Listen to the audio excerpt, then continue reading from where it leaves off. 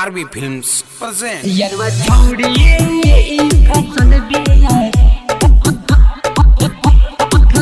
बिया आजो Music by Tipisla. Music by Tipisla. यरवा छोड़िए फसल बिया आजो यरवा छोड़ी फसल बिया आजो के मरला से यरवा छोड़ी फसल बिया रोज आँख मरला से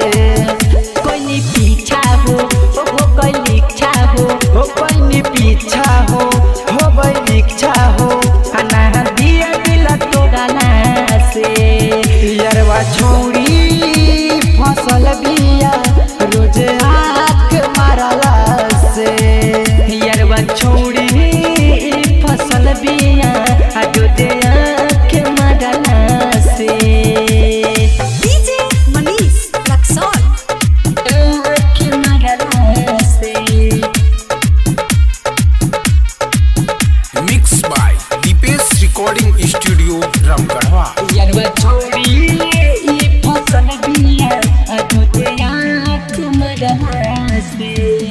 गनी गावे हम ओकरा ओके देखनी हो यरवा हो ओकरा के दिल में रखनी हो दिल में रखनी हो गरी के केहू न जानी ये सोचनी हो ये सोचनी हो ये सोचनी हो ये सोचनी हो गई गावे हम ओकरा ओके देखनी हो देखनी हो देखनी हो यरवा हम ओकरा के मन में रखनी हो रखनी हो रखनी हो घर के केहू न जानी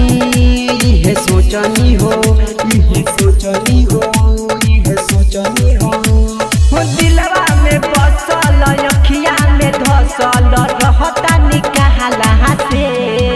यरवा छोड़ी फसल बिया रोज आँख मरला से यरवा छोड़ी फसल बिया रोज आँख मरला से DJ Manish Laxon. आँख मरला से